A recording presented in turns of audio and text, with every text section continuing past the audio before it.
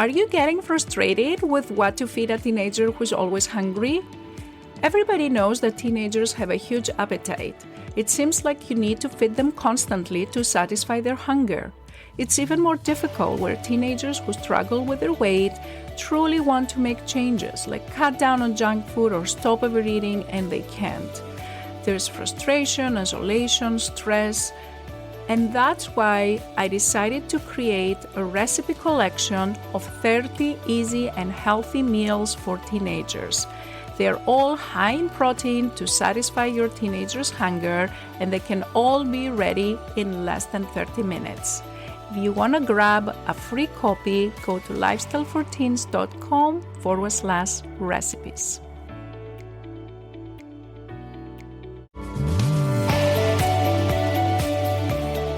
Are you getting frustrated with what to feed a teenager who's always hungry? Everybody knows that teenagers have a huge appetite. It seems like you need to feed them constantly to satisfy their hunger. It's even more difficult where teenagers who struggle with their weight truly want to make changes, like cut down on junk food or stop overeating, and they can't. There's frustration, isolation, stress, and that's why I decided to create a recipe collection of 30 easy and healthy meals for teenagers.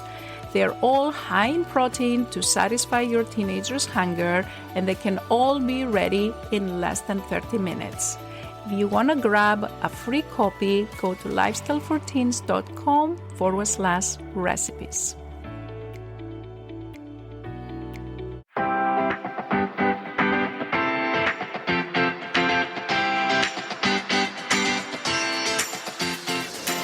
This is the Lifestyle and Weight Loss for Teens podcast.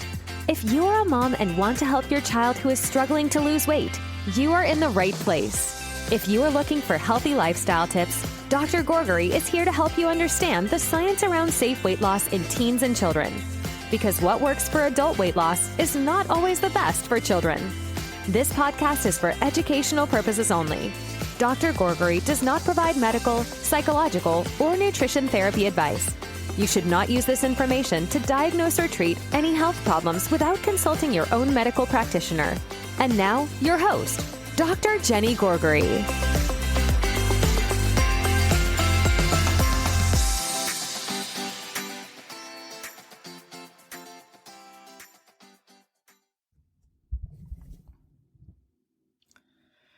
Hi everyone, this is Dr. Gourgari. I'm happy to be again with you today for another episode, and what I will be talking to you all about today has to do with exercise, because we all know that exercise is an important aspect of a healthy lifestyle.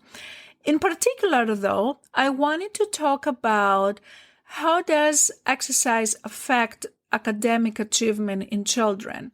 And the reason this is important is because oftentimes I know from my experience that some adolescents may have hesitations to go and spend the time to actually be physically active because there is so much homework and they don't have the time, and they're scared they will not meet their academic goals, or parents are scared that their kids are not going to meet their academic goals, and therefore there's not so much effort in taking the time to actually exercise because of the fear that that will affect the academic performance, which is one of the top goals every adolescent has, right?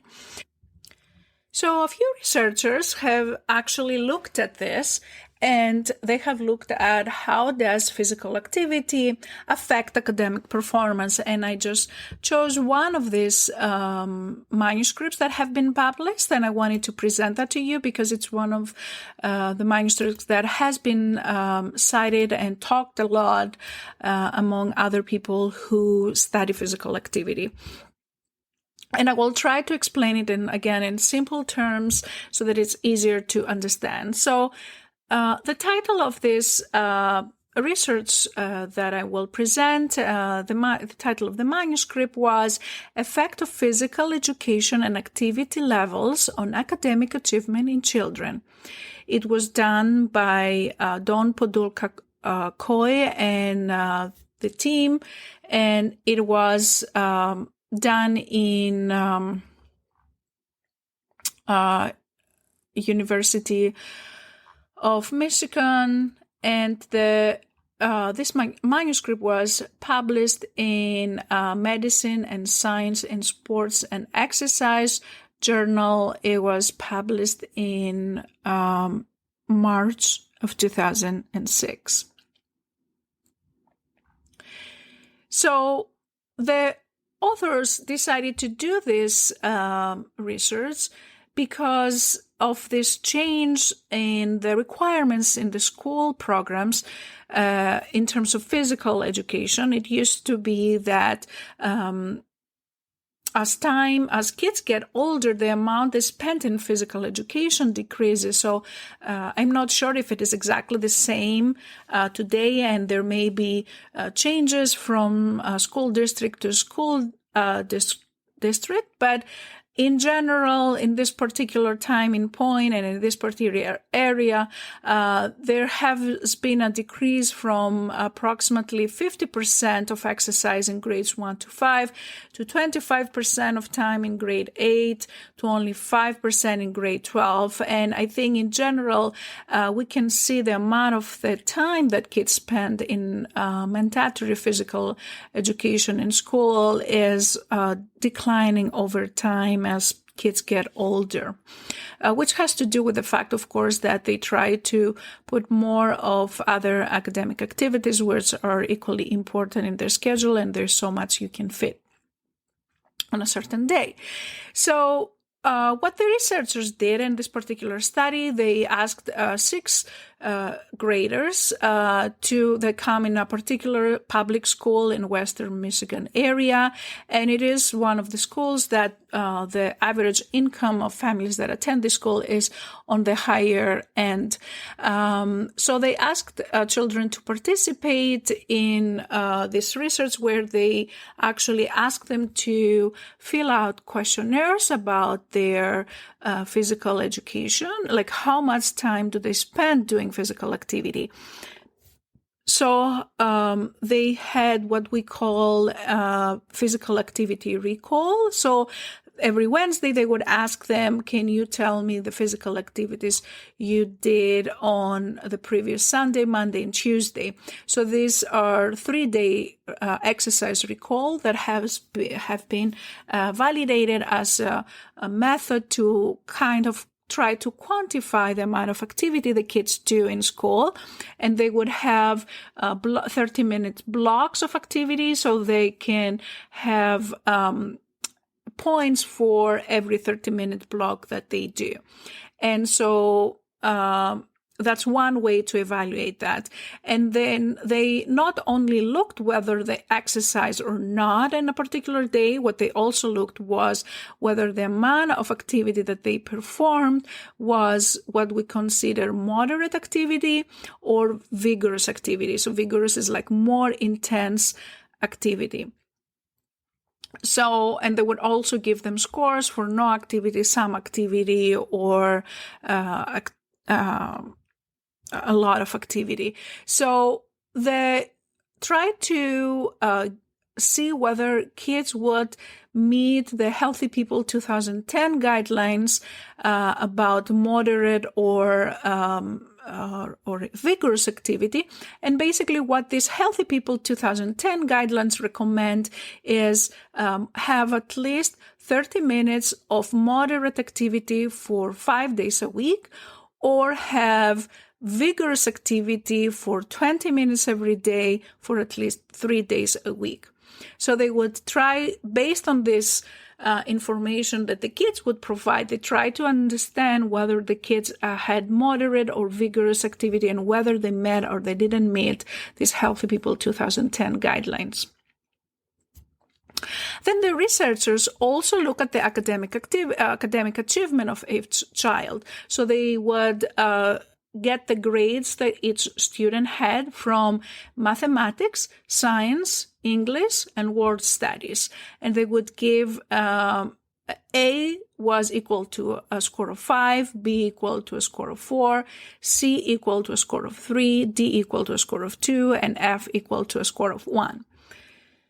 So, and then each child would attend different activities, would have more or less of a physical activity depending on a random assignment to the first semester, which was August to mid-January, or second semester, which was mid-January to June.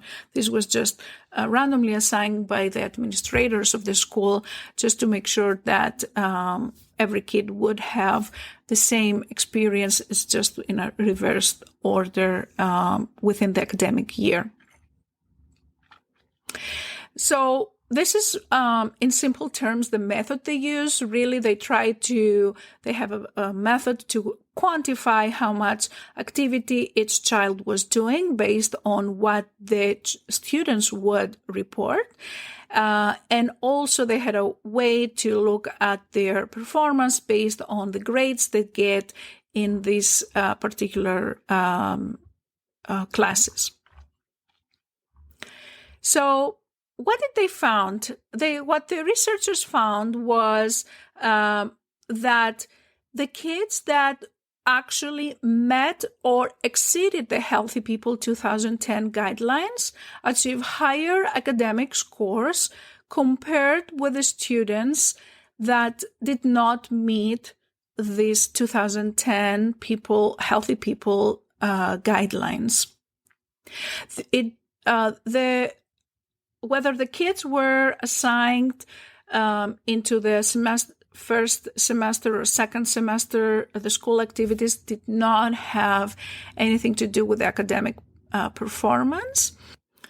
Also, the researchers found that an average of 19 minutes out of the 55 minutes class periods that was assigned to the students was spent in moderate to vigorous activity. So even though they had 50-minute class for activity, only 19 minutes of those amount was spent actually in vigorous or physical activity. The rest was, what we could say maybe low activity. So what the researchers found was that it was actually the amount of vigorous activity that had an influence on an association with the academic performance, but not the moderate activity. And moderate activity did not affect the grades. And the researchers also mention in their manuscript, other results from similar study. They reference one study that was done in Quebec, Canada, where the children that had an extra hour of physical activity per day, in addition to the standard physical education of 1 day per week for 40 minutes, they had better academic performance compared with kids that only had the standard physical education class. And in fact, their grades were better in the average grades from classes like French, English, mathematics, natural science, and conduct. That's what the researchers in Canada had explored, and they had found similar results. So really the kids in this particular study had more intense physical activity that was really related to activities that were done outside of their school period and spent in sports, because the amount of activity in their 55 minutes of classroom, or 55 minutes of physical activity within the school was not really that much. And of course, kids that did not have that 55 minutes of classroom time when they were participating in the activity did not have also worse grades than the kids that were spending the time in education in the classroom to do regular classes. So why is that why is it that intense activity may be associated with better academic activity? And other multiple researchers actually have investigated the subjects, and some of the proposed theories is that when you are having increased physical activity, that will decrease your boredom, that will increase your attention span and your concentration, that will increase your self-esteem. And all these aspects, all these characteristics and new skills can indirectly affect the skills that are required to perform better in schools. So when you have more self-esteem, you participate more in classroom, you do have better performance in school. When you have more increased attention and better concentration, well, when you play intense sports, that also affects directly the grades that you can get in school. And of course, kids in the 6th grade, when they do physical activity, that mainly consisted of participation in sports like soccer and football, softball, baseball, those kinds of activities that are common among kids that age. Now, another way by which playing sports and being more physical active can affect the academic performance is because you also have better memory, better observation, better problem-solving skills, better decision-making skills, that all those skills are required when someone is participating in those sports. So once you develop the, let's say, better memory for a particular sport, or once you have better decision-making skill to know when to kick the ball, to know where to pass the ball, that decision-making skill is not only for soccer or football or basketball, right? That decision-making skill is also carried over as a skill when you're going to school and when you're trying to make a decision in terms of your academic performance. So there are certain particular skills that develop in kids that play sports that are carried over, and those skills can improve also the academic performance.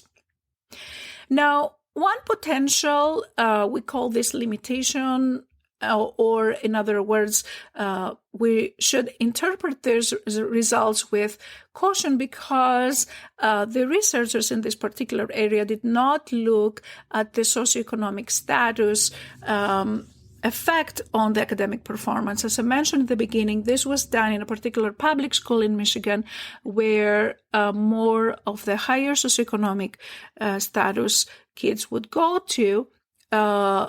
However, we do know that higher socioeconomic status may also affect the academic performance. So we can really tell whether it was the higher socioeconomic status per se that affected directly the academic performance, or was it the higher intense activity that is associated with higher socioeconomic status, and that was a marker of higher academic achievement. So there is this small limitation in the study that it's hard to tell because the authors did not examine that fact.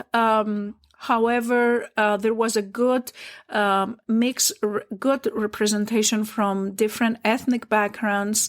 There was 68 approximately in that particular area. There is 63% of white, 17.5% of Hispanics, 8.6% of Asian, 5.8% multiracial, and 3% Black people of the student breakdown in that particular district. So that would also tell you that there was some different ethnic representation. So to summarize, this is just one of these small studies that has been done to examine the effect of the vigorous activity on academic performance, and showed that kids that have more vigorous activity had better academic performance and not so much the moderate or low activity. And in fact, in this particular study, it was really the time spent on physical activity and sports outside the school hours. However, other studies from other researchers have shown that higher intense activity during school hours can also have the same effect. And given that every school district can have different plans, that is not a surprise. But my take-home message for you all today is think what is your physical education activity time that you have at your school and also outside your school. And if you are spending time, whatever the time is when you're at school, try to do the best you can, because that, even if you have 15 minutes, even if you have 20 minutes, take full advantage of that time. Do the best that you can during this time. Do you have 30 minutes?